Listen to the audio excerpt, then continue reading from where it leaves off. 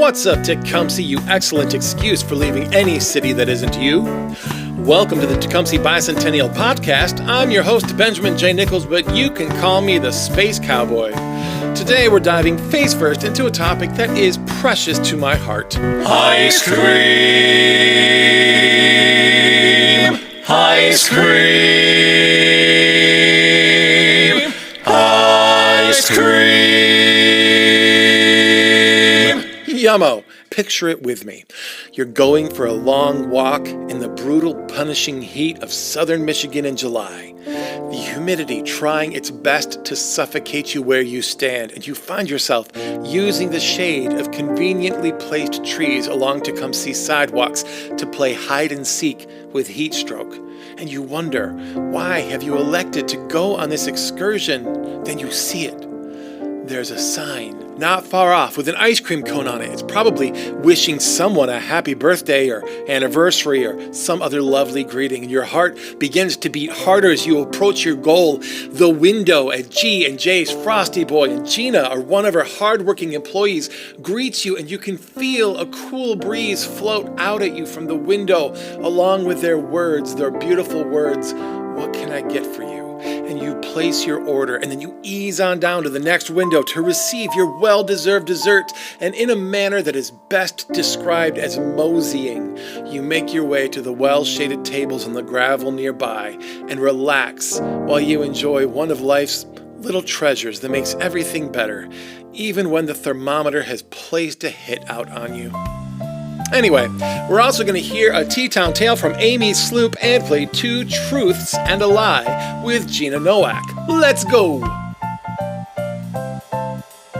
To me, everyone has a story, and it's just getting them to talk about it. Like, Ted Lasso says, be curious, not judgmental. And that's what I always try to be, because a lot of times I don't think people are asked about themselves and have a chance to talk about themselves. And so even though I am a talker, I'm also a very good listener, I feel. It's interesting to see where people come from, what's going on with them and stuff. So that's just always interesting to me. I am Gina Nowak, and my business is G&J's Frosty Boy of Tecumseh. When we bought it, it was just Frosty Boy of Tecumseh. Kind of wanted to make it our own. So it's G for Gina, J for John, my husband, and that's how that became the name. It's a really great ice cream place that's very welcoming. We have a lot of seating for people to enjoy their treats outdoors, which are very delicious, I might add. And people can walk or ride their bike up to it. It's very neighborly. We're very inclusive, and we're very judgment-free. We have a lot of different people that work for us and a lot of different customers, and I always want them to feel like this is sort of a safe place. I want them to be comfortable coming here, no matter what their situation is. So I always feel like we always strive to be that sort of business, that anybody can come and know that whatever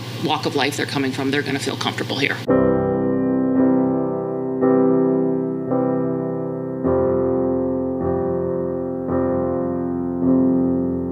There's a lot of people I know that work hard, and to see them do well because of that is super inspiring, because there is no golden ticket, and it's just nice when you see your peers and other business owners that are really just hustling, and then they get what they deserve, which is good things. And so that's what I feel with us. We put out a good product, and we have a good customer base, and we've been rewarded with a good business. I never would have thought I would have had this. I mean, I've always been a big fan of ice cream, so let's just say that, but that doesn't necessarily mean you should run a business. So we saw it was for sale. I always liked ice cream. I've always said in interviews for other jobs, where do you see yourself in 5 years? I'd like to have my own ice cream shop. So the fact that this sort of dream of mine came true is really kind of weird, but cool. So other than that, I never really thought it would happen.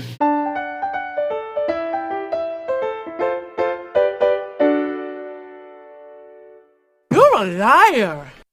Liar, liar, pants on fire. All right, you crazy kids, it's time for that super swell game, Two Truths and a Lie. You're given 3 facts, 2 of them are true, 1 of them is lie. Spot the lie, vote online. We'll let you know what the answer is tomorrow. What is the truth? You can't handle the truth! Everybody cheer. It's time to play Two Truths and a Lie. Tell me the truth. Number 1, Frosty Boy has a basement. 2, it used to be a restaurant. And 3, it is for sale. So what do you think, Tecumseh? Which one is the lie? Is there a basement below G&J's Frosty Boy? Was our beloved ice cream shop formerly a restaurant, albeit a tiny one? Or have Gina and John decided to cash out on their ice cream dream? Take a moment, vote in the poll on Spotify or at sdgcreative.net/TB podcast. You can click on G&J's Frosty Boy to get to the episode page. Now, normally, I would give you a day to vote before the reveal, but I'm trying to get caught up on releasing this podcast, so you get 2 minutes and 32 seconds before the reveal. Vote now! Start with eggs, I'll use 3. Bit of ham and a mess of cheese. Throw in a pan, turn up the heat. Holy crap, it resembles me. It starts as a mess, not nice to see. But as it cooks, its consistency begins to firm, ceasing to be so wishy-washy and ugly. A yellow cloud, light and fluffy, has filled the room with aromas aplenty. Ham and cheese, a feast of kings. What glory a little fire brings. Onto the plate, then to the table. But we're not done with this silly fable. Catch the point now if you're able. What once was fluid now is stable. Much like eggs we can break, and yet that's when we're most valuable. Are you starting to get the point? You'll find it, I bet. If you're broken by life, there's no need to fret. You're perfectly poised to become a delicious and nutritious and satisfying omelette.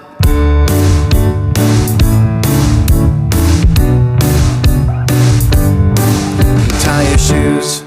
Turns out Frosty Boy is not for sale. So if that's what you picked, please take a moment to find the nearest person. Ask them if they're going to go to the WTCA radio show on July 21st at 3 p.m. And then ask them to congratulate you on my behalf for being an excellent advertising partner. Moving on, let's learn some fun facts about Frosty Boy.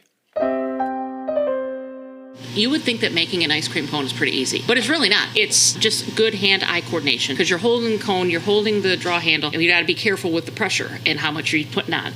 So it takes a good amount of time to learn that. And when we first learned it, we were like, oh, that's horrible. Like, we had people that, like, the first year or so, they might just be on the window because we're so busy that they can't get off the window, and that's fine. There's 2 of us that are making this stuff. So it is funny. It's a skill, and that's probably one of the funniest facts for me anyway. We have classroom visits every spring. We were getting them from Herrick Park, Patterson, and the middle school. And so we make up a whole calendar, and it's for a 3-week span of time. And last year, I think we had 44 classes in that 3-week time. We open at noon for them, so we do noon to 2, and it's every 20 minutes, so 12, 20, 20 to 40. And so we have a Google Doc, so a teacher can pop their name in there, and then we keep track of that. And some days, all 6 slots are filled, some days maybe a couple, but it's insane. But we can knock it out because we do cones, slushes, and glaciers, and that's it. And a little bit cheaper for the kids. And then we just have like me and maybe one other person helping, and we knock it out. Yeah. The cool thing with the 3rd and 4th buildings is the PTO paid for theirs, like the last 2 years. So what was cool is there's no money. So we could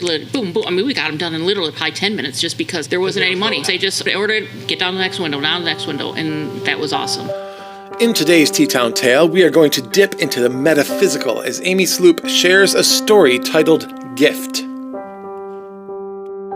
I was 20, and I was getting ready to go on a national tour of The Wizard of Oz, and my dad was very excited about that, but I was in rehearsals in Detroit for the tour to get ready. It was a children's company that went out of Detroit Institute of Arts. So I was rehearsing in Detroit, but I was still doing theater in Toledo. So I was going between those locations constantly, and I was very rarely at my little apartment in Adrian. But it just happened that the Saturday before I was going to be leaving on tour, I popped in. I was at the apartment, and I was getting ready to go to Toledo, not for anything big, but just because friends had asked me to come and hang out. And I was on my way out of my apartment, and I got to my door to leave. I put my hand on the doorknob, and I heard a voice say, "Call your dad."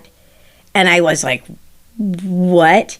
And I stopped, and I took a breath, and I went, okay, that's crazy. And I put my hand on the doorknob to leave, and I heard, "Call your dad." So I went upstairs and I called Daddy, and he and Mom were getting ready to go out to dinner, and they said, why don't we just come in and see you? So they came to my apartment and we sat around that evening, and I played piano and we sang songs, and I had just gotten a camera to take on tour with me. So I took pictures of Mom and Daddy, and Mom took pictures of Daddy and me.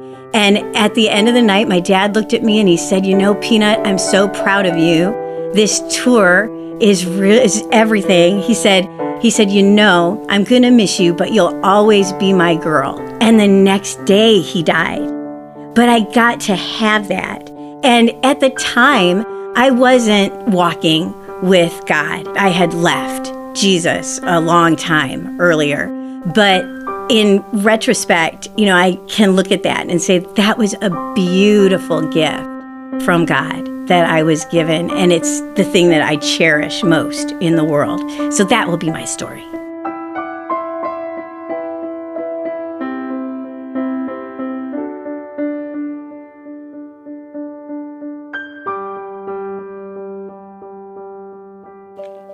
If you have driven past the Frosty boy at the corner of Brown and Evans, you have likely noticed various personal messages on the sign. Gina shares with us a little bit about G&J's sign program. The last thing I just want to note is our sign program that just gets bigger every year. It's literally, I'm not kidding, but it's one of my best ideas I've ever had. We were talking about it back in 19. We bought this in 18. And in 19, my dad's birthday is in January. And I just put up a sign for him. And I told my husband, we were sitting at the table of all of us, and I said, we should do that. We should rent it out for $20 a day and donate half to a charity or nonprofit. And he's like, who's going to do that? And I go, a lot of people. And I thought, don't you poo-poo my fun idea. And so I do like to say that every now and again, that's literally been one of my best ideas, because it has taken off and gotten better and bigger every year.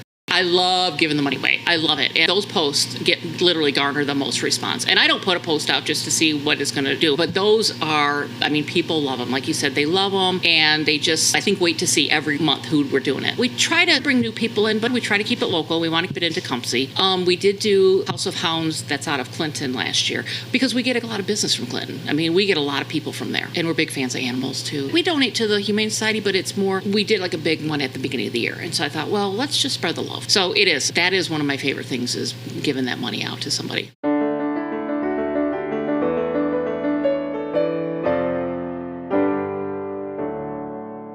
The customer base that we have built is incredible.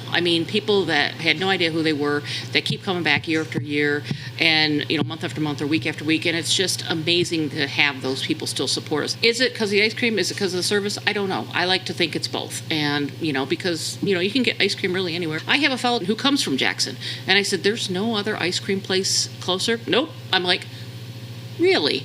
And so he last year he was coming literally like a couple of times a week or once a week. I think he's probably retired. He looks like he's probably about 70, 75. And one time he came by and I said, oh, what's going on today? Because a lot of times I'll just chat with people, and he said, just come from Jackson. I'm like, oh, is there something out here you need to get? Nope, just get some ice cream. I'm like, you drove out here to get ice cream? Yep. I'm like, great, awesome. And he's just been coming back ever since. So I just love that, and just all the different people that I've met.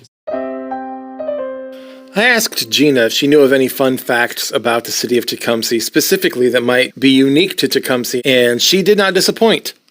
The only thing I can say is that we literally have one of the best Memorial Day parades. And I say that a little bit because I work on it, but I also say because we hear it. We get a lot of good feedback. I'm the lineup coordinator, and we get a lot of the same people year after year that can go to other ones. There's a lot that are on that day, but they choose to come to ours because they really like it. And they like not only the parade, but the program at the end. The program at the end is always it's super solemn for sure, but it's always a good program when honoring at least one person, maybe two sometimes. What hopes does Gina have for Tecumseh as a community?